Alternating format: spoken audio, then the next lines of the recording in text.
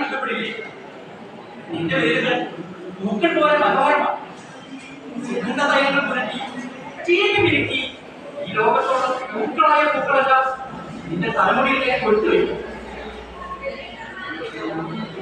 അച്ഛനമ്മമാരുടെ ഏക മകളാണ് ഞാൻ. 18ാമത്തെ വയസ്സിൽ കണ്ണേട്ടനെ വിവാഹം കഴിച്ചു. കൂടുതൽ ഉറക്കത്തിൽ നമ്മളെ സ്നേഹിക്കുന്ന നമുക്ക് സ്നേഹിക്കാൻ ഒരാളുണ്ടാവുന്നത് എത്ര ഭാഗ്യമാണല്ലേ. മുതിർന്നപ്പോൾ ചുവന്ന പൊട്ടു തൊടാനായിരുന്നു എനിക്കിഷ്ടം. സ്വപ്നങ്ങളുടെ ചെങ്കടൽ ഇറക്കി വരുന്ന ഒരു ഹൃദയം.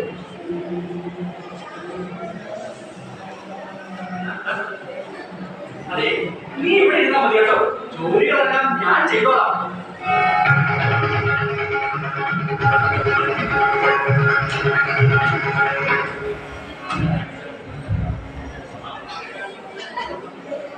ഞാൻ ഈ ചൂല് പിടിച്ച് നിൽക്കുന്നത് കണ്ടാ മതി കണ്ടേട്ട് പിളങ്ങാൻ. അത്രയ്ക്ക് ഇഷ്ടം. കുട്ടിക്കാലം മുതലേ എന്റെ വീട്ടിലെ ജോലികളെല്ലാം എനിക്ക് തന്നെ ചെയ്യണം. അതല്ലേ എന്റെ സഖ്യം കൊണ്ട് ഞാൻ ഒന്നും ചെയ്യിക്കാത്തത്. അതെ, ഇനി ഇവിടെ അടിച്ചു വളരാൻ വിചാരിച്ച നല്ല ചപ്പും വേണ്ടേ? ഉണ്ടായിരുന്നൊരു തൈവാദം കണ്ണേട്ട് തന്നെ വെട്ടിക്കളഞ്ഞൂന്നേ. കടലൊക്കെ ഉണ്ടാക്കാൻ കുട്ടികളും ഇല്ല. അല്ല, ഞങ്ങൾക്ക് ഉണ്ടായിട്ടൊന്നല്ല കേട്ടോ. എനിക്ക് പേടിയായിട്ടാ. പ്രസവിക്കുമ്പോ എന്റെ സഖിക്ക് വേദനിച്ചാലോ? ഓ, ഈ പ്രസവ വേദന എനിക്ക് തന്നില്ലെങ്കിൽ ഞാൻ ചാറഭാഗം വെച്ചേരെ. ഇനിയെ പറ്റിക്കൊണ്ട് നിന്നാലേ ജോലി കേട്ടാൽ നേരം വൈകും. ജീവിക്കണ്ട പെണ്ണേ. അതെ, സത്യത്തിൽ ഞങ്ങൾക്ക് ജീവിക്കാൻ ഈ പണത്തിനുള്ള ആദായം മതി. അത് മാത്രം മതിയോ ജീവിക്കാൻ? മതിയോ? പോരാ. അതെ, പോരാ. പക്ഷേ എനിക്ക് എന്താ വേണ്ടത് കണ്ണേട്ടൻ അറിയോ? അതറിയാതെയാണോ ഇത്രയും കാലം ഞാൻ ഈ കുടുംബം നടത്തിയത്? ദൈവമേ, ഈ ദൈവം എന്ന് പറയുന്നത് ആരാ? അതെ, എന്റെ കാര്യം തീരുമാനിക്കുന്നത് ഞാൻ തന്നെയാ. നിന്റെ കാര്യം തീരുമാനിക്കുന്നതും ഞാൻ തന്നെയാ. അപ്പോ ഞാൻ തന്നെയാണ് ദൈവം. നീ എന്ന് പറഞ്ഞാരാ?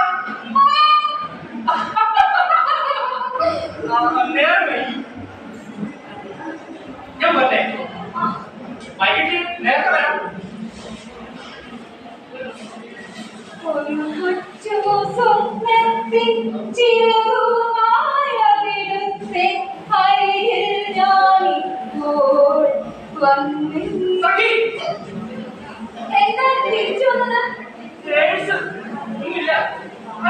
ഇതെന്തൊക്കെ നീ പാടുന്നത്? നാട്ടുകാർ കേട്ടില്ലേ?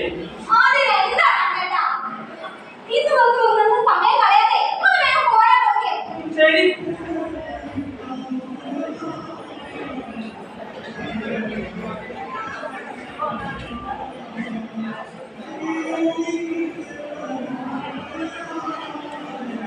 എഴുത്ത് എന്റെ സ്വകാര്യ അഹങ്കാരമാണ്. എന്താ പിന്നെയും പേഴ്സിലുണ്ടാവല്ലോ. അല്ല, നീ എന്താ പുസ്തകമൊക്കെ കൈപ്പിടിച്ച്? ഞാൻ എഴുതുകയായിരുന്നു.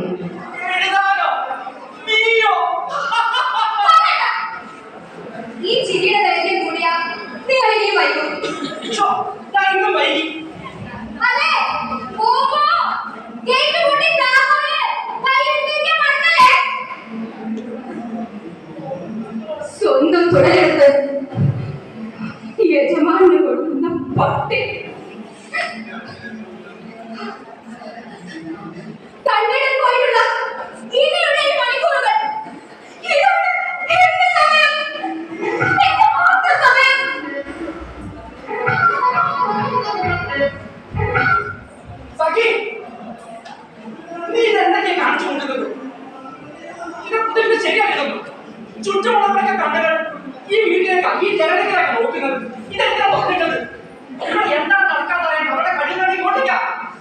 അതിനെന്താ കണ്ണേട്ടാ?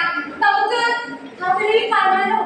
അതൊക്കെ ഞാനുള്ളപ്പോ എന്റെ സുരക്ഷ അതാണ് പ്രധാനം. അല്ല, കണ്ണേട്ടൻ പിന്നെന്താ തിരിച്ചു വന്നേ? പിന്നെ ഞാൻ എന്തോ മറന്ന പോലെ തോന്നി.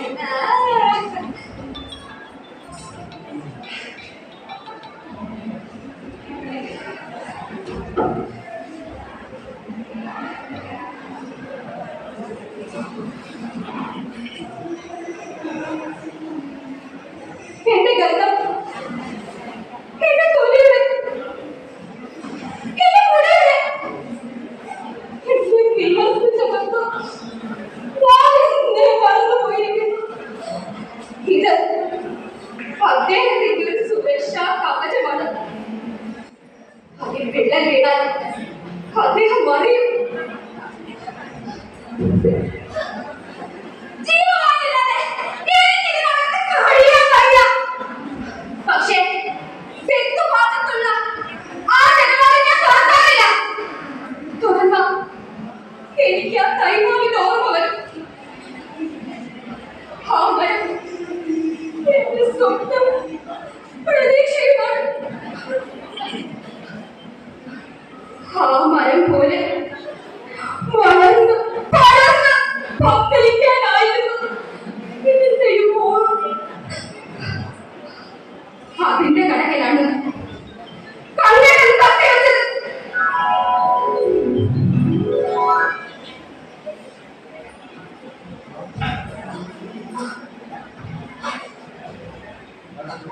സ്വാതന്ത്ര്യദാഹികളായ സ്ത്രീകളുള്ളിടത്ത് വളരുന്ന മരങ്ങൾ സൂക്ഷ്മമായി ശ്രദ്ധിക്കണം. അത് അവർക്ക് ആകാശം തൊടാനുള്ള മോഹം നൽകുന്നു. മരം വെട്ടിക്കഴിയുമ്പോൾ അവർക്ക് കുറച്ച് വിഷമമൊക്കെ ഉണ്ടാകും. അതിന് പ്രതിവിധിയായി ഒരു പ്രണയ സമ്മാനം നൽകണം.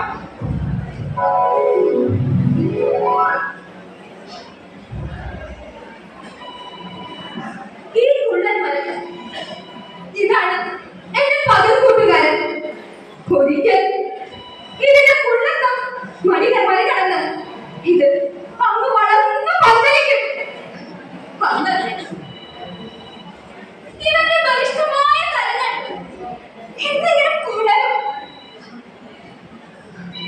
ഈ ലോകത്തെ സങ്കടപ്പെടുന്ന സ്ത്രീകൾക്കൊക്കെ അവരെല്ലാം ഇവനെ തേടി വരും.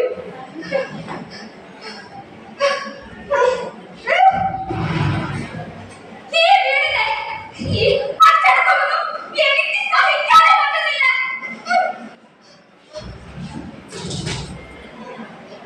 അയാളുടെ ഒടുക്കത്തെ കഴിവ്. നീ എന്താണ് ചെയ്യുന്നത്?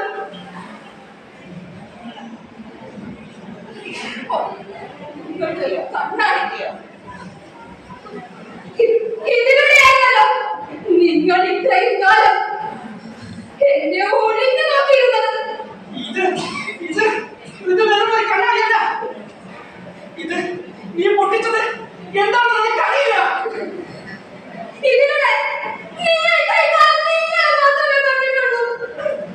എന്നെ നിങ്ങൾ കണ്ടിരുന്നത്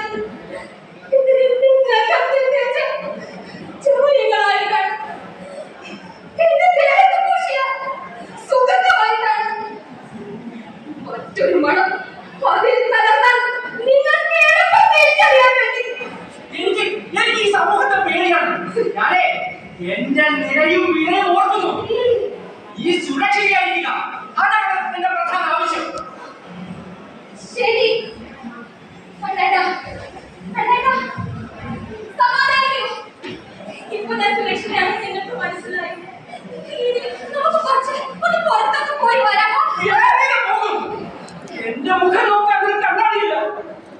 എന്റെ മുഖം, എന്റെ ദേഹം, എന്റെ വസ്ത്രം ഇതൊക്കെ ശരിയായി തന്നെയാണെന്ന് ഞാൻ എങ്ങനെ മനസ്സിലാക്കും? കണ്ണേട്ടാ, കണ്ണേട്ടാ, കണ്ണേട്ടാ. വീട് കണ്ണേട്ടാ, എന്താണ് നിങ്ങൾ ഈ കാണിച്ചു കൊടുക്കുന്നത്? കണ്ണേട്ടാ, കണ്ണേട്ടാ. ദൈവമേ, ഇതൊക്കെ ആരോടെങ്കിലും പറയാൻ കഴിഞ്ഞിരുന്നെങ്കിൽ. എന്ത്? എനിക്ക് ഈ പൊട്ടിച്ചിറക്കുന്നത് എന്റെ മുഖമാണ്. ഇല്ലാതായത് ഞാനാണ്. ഇത്രയും കാലം ഒരു മുഖം പോയിട്ട് മനസ്സോ ശരീരമോ ഇല്ലാതെ ഇതിനകത്ത് കഴിഞ്ഞ എന്നെ കൊണ്ട് നിങ്ങൾ ഓർമ്മിക്കുന്നുണ്ടോ? നിങ്ങളിൽ നിന്ന് നിങ്ങൾ രക്ഷപ്പെടാൻ പറ്റുമോ? എനിക്ക് നിങ്ങൾ ഓടിച്ചോട്ടമുണ്ടോ?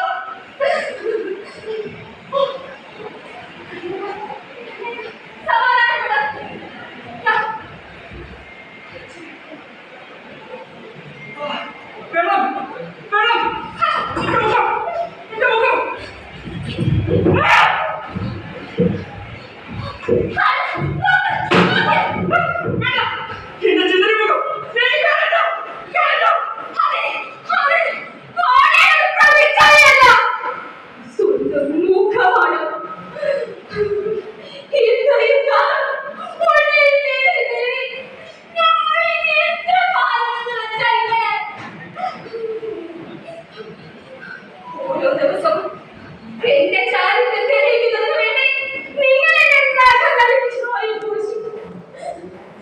എന്റെ ശരീരത്തിൽ സുഗന്ധം പൂശിക്കും. മാധുര്യം കൊടുക്കുന്ന വാക്കുകൾ നമ്മൾ പരസ്പരം കൈമാറി.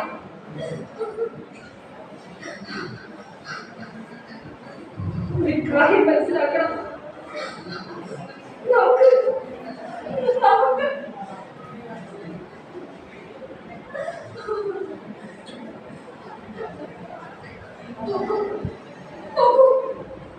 ഇവിടെ ആദ്യം പൊട്ടിപ്പോയി. നമ്മൾ മുഖം നോക്കിയ കണ്ണാടിയല്ല, നമ്മൾ മനസ്സിന്റെ കണ്ണാടിയാണ്. ശരി, നിങ്ങൾക്ക് തന്നെ കാണുന്നില്ലേ?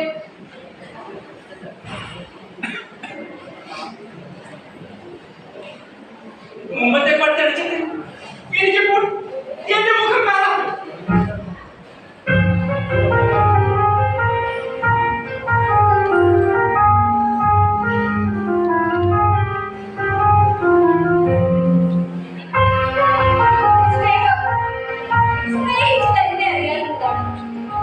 നമ്മുടെ ഹൃദയമിടിപ്പ് പോലെ നമുക്കവിടെ നമ്മുടെ ജീവിതത്തെ തൊട്ടറിയാനാകും.